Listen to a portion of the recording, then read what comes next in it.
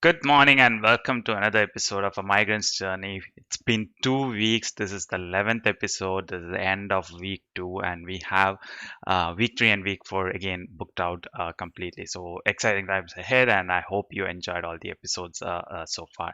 So, giving an intro about what this show is about, it's about documenting migrant stories. As I always say, we think moving to Australia or any other country for that matter is a dream come true, and it's an easy thing. You just have to come here, apply for some jobs, you get a job, and it's all done now.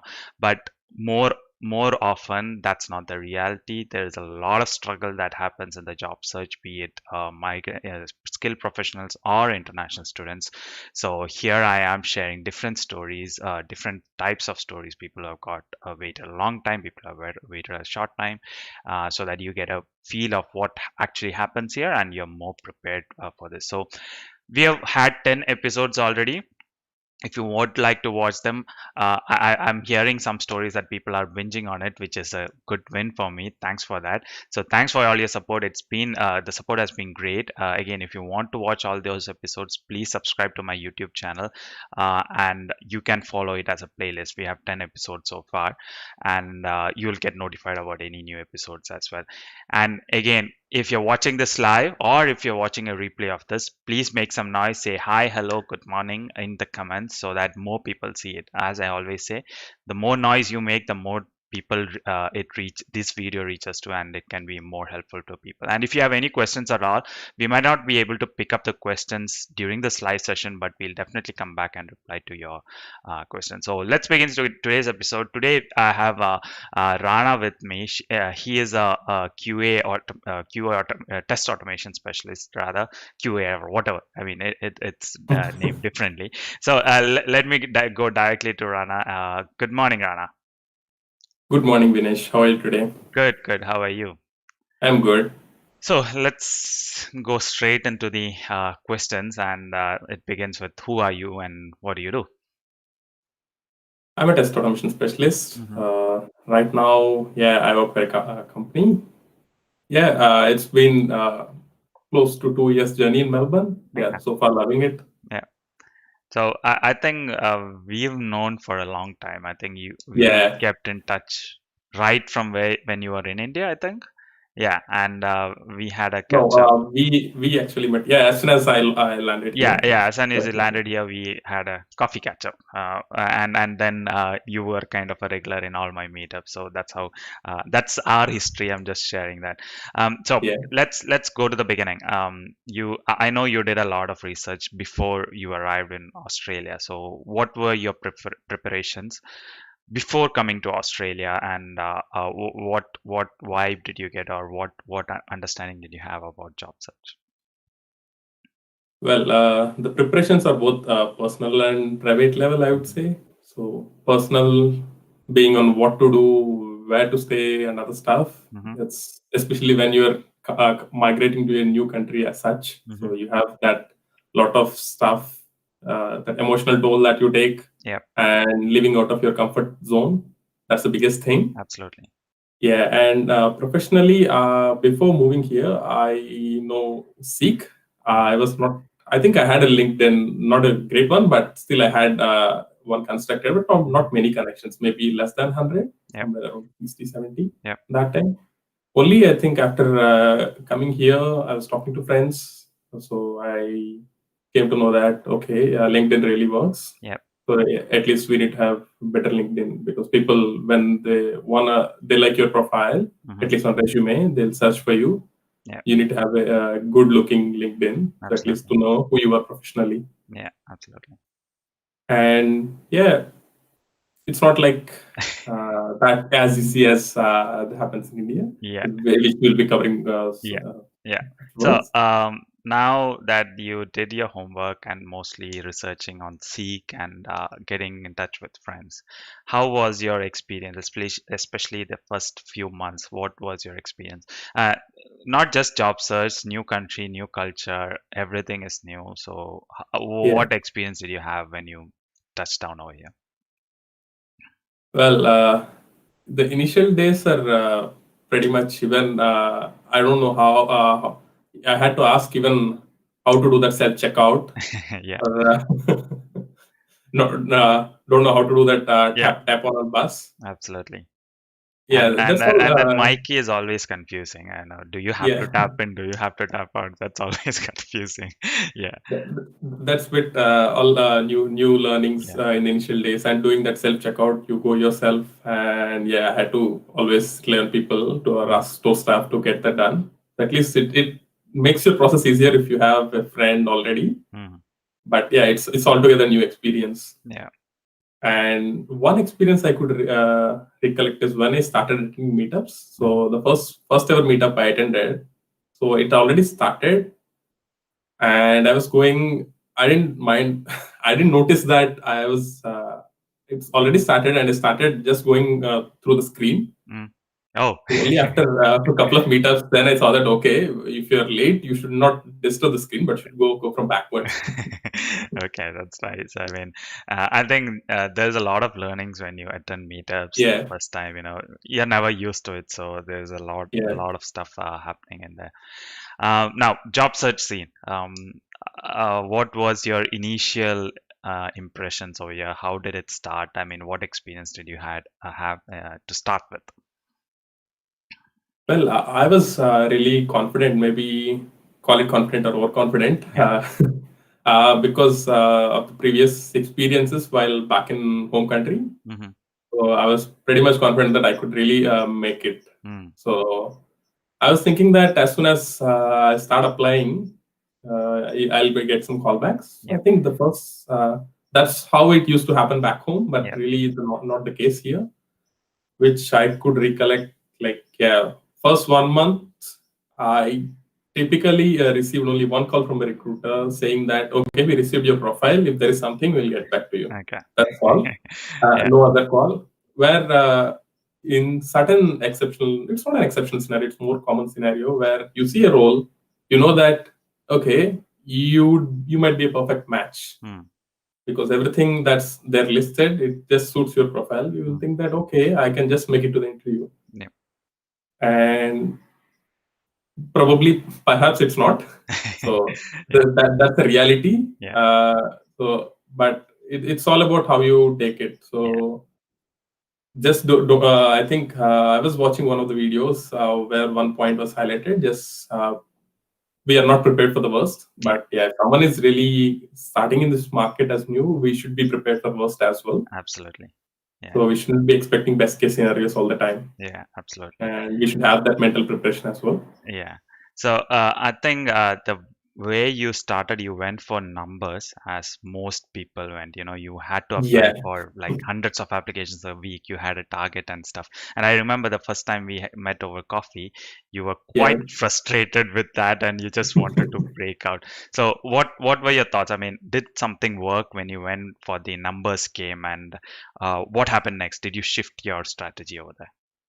I would recommend quality or quantity. Yep. That's a personal learning. Yep. So something like which a mistake I personally did as well. So applying more and more roles in a week. So I used to have a personal target that okay, this week I'm going to apply these many roles. Mm-hmm. End of the week, I used to see okay, I applied at least 20 jobs this week.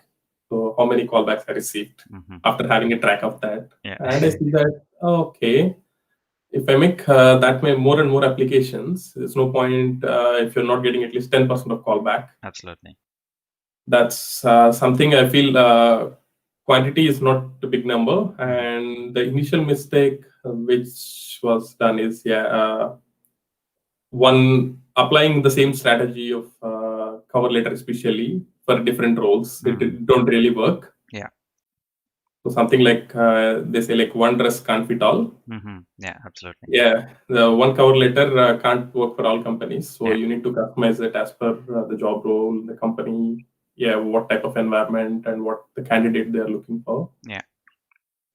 So I agree to what you said. There are primarily two types of strategies: quantity versus quality. Quantity means Yeah. numbers. Quality means not numbers, spending more time on application. And both has its pros and cons, but you have to be prepared for what the pros and cons are. Otherwise, you'll be True. devastated. As Rana said, if you go for numbers, you put in a lot of effort, but you'll get less than maybe not even 10% of the response. You don't get it. And you should be ready to accept that as a fact. If you get frustrated that you're not getting a response because you're just spraying your resume all around, that's a wrong expectation over there. So I think that's where you have to balance what is right for you.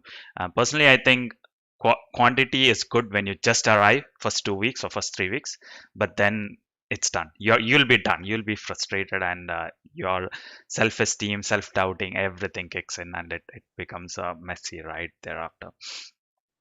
Rana, I wouldn't say bad experiences. Anything that quite shocked you in terms of interviews or job search, or any such experiences you had so far that you'd like to share?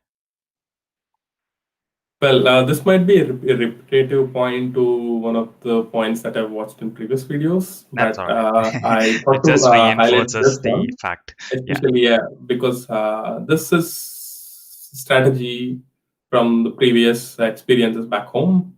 So it was like, what do I say? Yeah, when you get different questions on your capabilities on the delivery that you have done, because Mhm. I work into IT, so we start saying what we achieved, Yeah. and we generally don't speak of numbers and I mean the budgets Yeah. that saved or you saved costs back Hmm. home. But we more of focus on what we did as a teamwork, get what benefit we were giving back to client Hmm. or whatever company you're working for. Yeah. But more of a bit of shocking experience. It's not more of a shock, but it's more of a learning. Uh, so where so this question came back to back, saying, "Okay, it's not about your team. What you did in person Absolutely. that we want to know." Hmm. So that's something I felt like okay, it should be we should know like as though it's a teamwork, we should know what the benefit we are giving as a part of that team and what that particular project is giving you the benefit to the client, Mm. how much money we are giving and saving for them, a Yeah. lot of aspects. So it's more like highlighting the personal work as well rather Yeah. than putting only teamwork. Absolutely. So That's one of the learnings yeah. that one that didn't go through. Yeah. So yeah, I think that's really important. You have to know what is it that you are doing, and you have to somehow quantify it, which is hard, I understand, but you have Yeah, to somehow quantify it. It's very important. Just a reminder to viewers, please make some noise. I know I'm saying this again and again, but the more noise you make, the more happy you make me. So at least for that, say hi, hello, good morning. We have about 11 viewers watching live right now. It's a Friday morning, so that's a good number.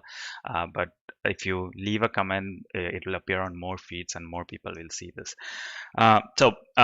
What how you finally managed to secure a role? I mean, how did that yeah, happen? I think it took 3 months to for you to secure a role, and yeah. how did that happen?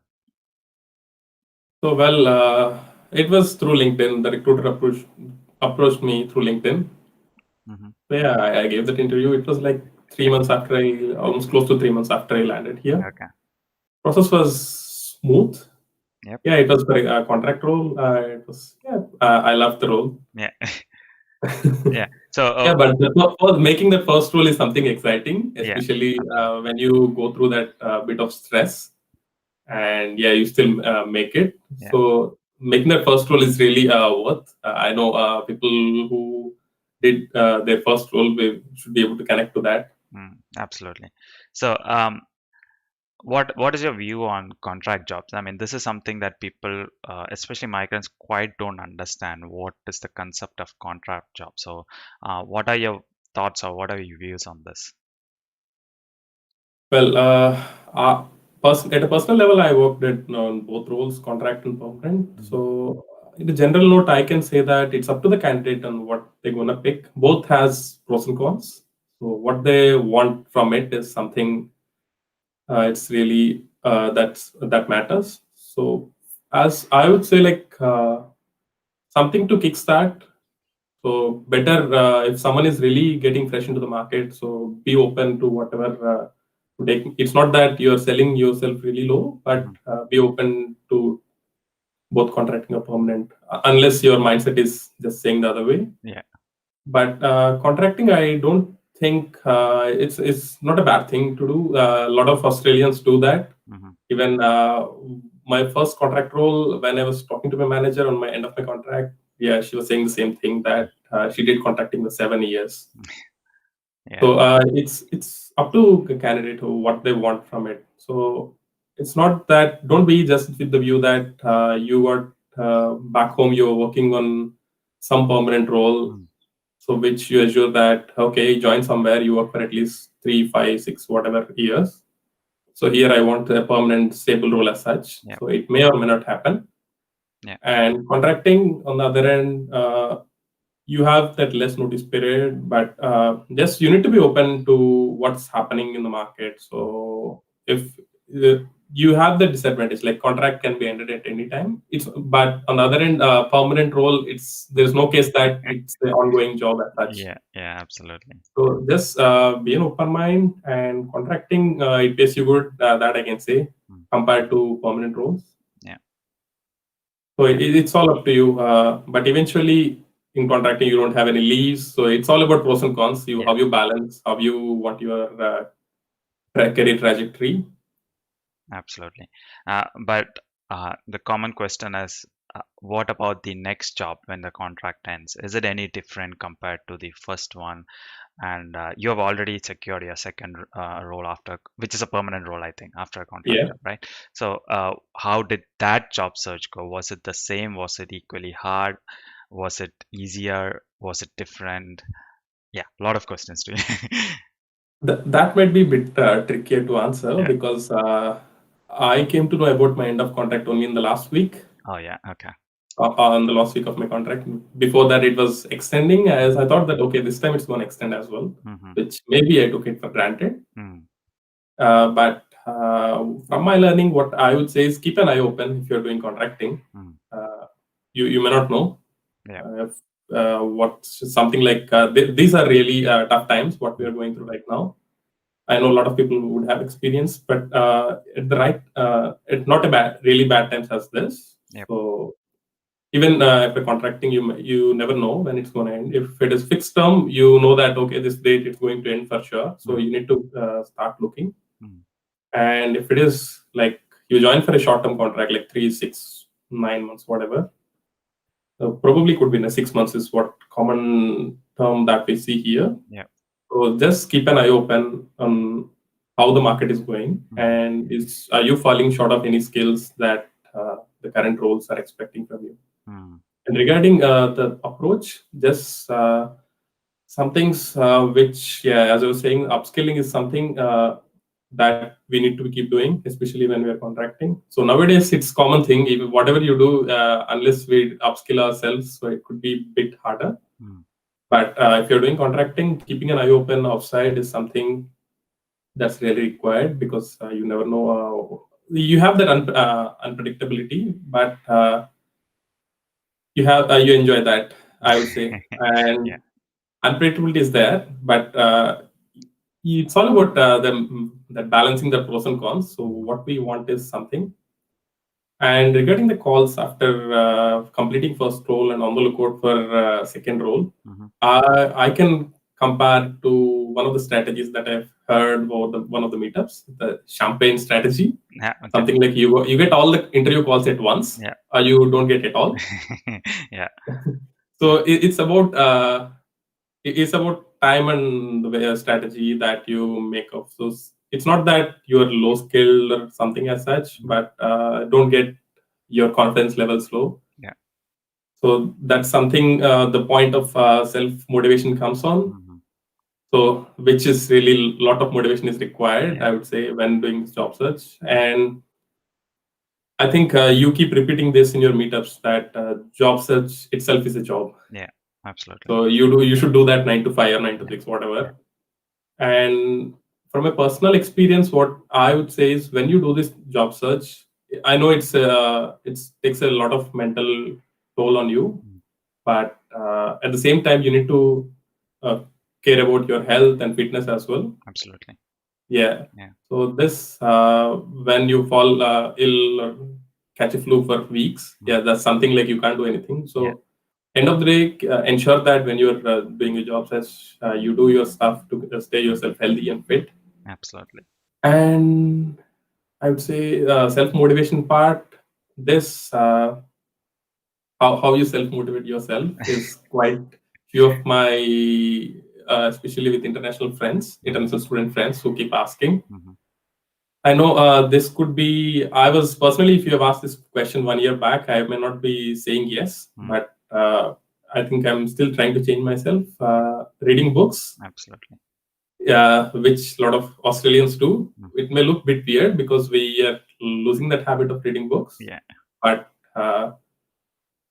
till a person, to a certain extent, your parents or friends can motivate you at Mm, personal level, but the decision making, the way you motivate yourself, something which I feel books are able to help me. That mm, self help books. yeah. A couple of friends told me, and yeah, a couple of really people. I don't want to take out all the names. Yeah. Yeah, but people who were asking me in interviews and what all books I read. I was not a bookish person by then, Yeah. but yeah, I changed myself after that. So at least I can read few pages a day. So I just to keep learning that learning habit. But Mm, yeah, that motivational books and self help books that really helps to keep yourself motivated. mm.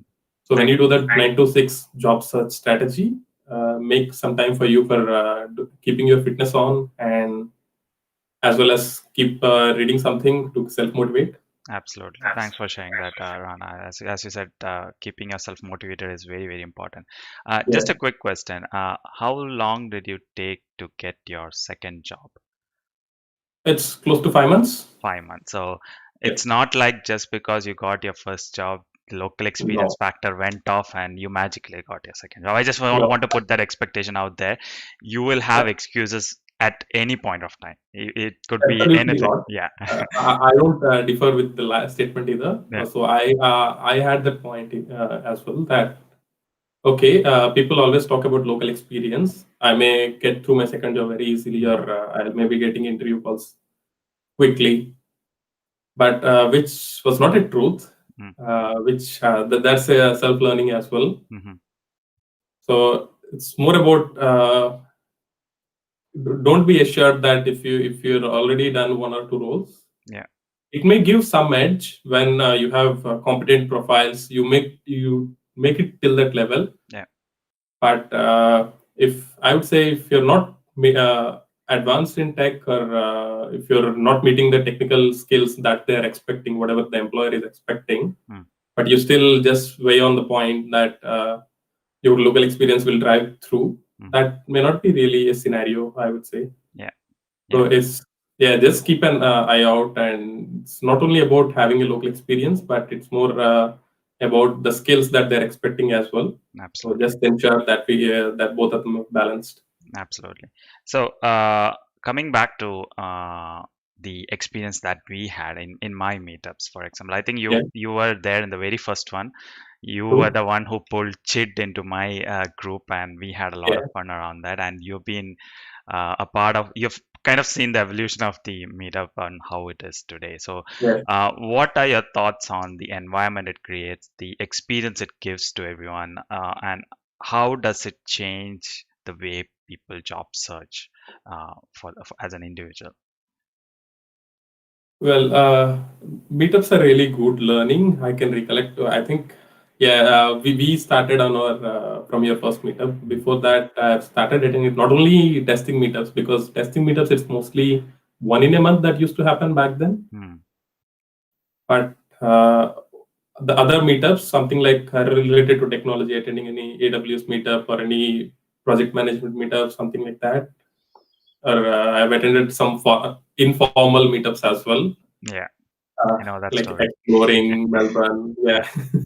And slowly, I think after I started working, then only I started going to tennis meetups so Mm, that I'll have a different bunch of network connections. mhm, So at least to interact with a different set of people, because this is first time for me moving out of my country. mm, So at least I had that experience of how different people are here. yep, And Australia as a nation, at least in Melbourne, we have that. diverse people. So we have a lot of nationalities sitting here. So Mm. it's not the same thing that you wanted to say. Right. I mean, when I had a catch up, my first ever catch up with a person, not Mm. taking that the name again. So he was saying on this thing. So people are multinational here. Mm. So you have so not everyone's hearing perception is same. Yeah. So what he suggested me at a personal level is you have to decrease your accent, speed of your accent. Yeah. So back home, like all South Asians may get your accent, but if you talk the same thing to a different nationality, people may not Absolutely. be able to catch hold of you. Yeah. So the personal advice I received is just to decrease the speed of this Absolutely. whatever my speaking thing Yeah. Yeah. and making the fake accent Uh, which I think you keep talking. It's I don't think it makes any use of it. no. So just from a speaking perspective, just be what you are. Yeah. You can't be an Aussie in overnight. Yeah. You can't make that Absolutely. plan for sure. Yeah. Yeah. Absolutely. Yeah, So this was a general view of how meetups work. I mean, what were your yeah. experience in my meetups? I mean, the monthly ones that you attended, and what did you feel about that? I think the first one itself is it's really good experience. Mm. I would say like the connections I have built, few of the connections are really close. So we share our experiences. We keep talking, Yeah.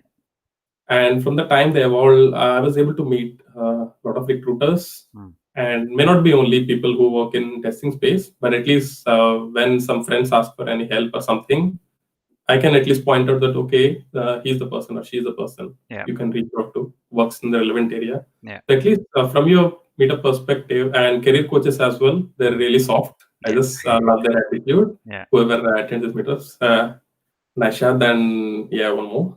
Yeah.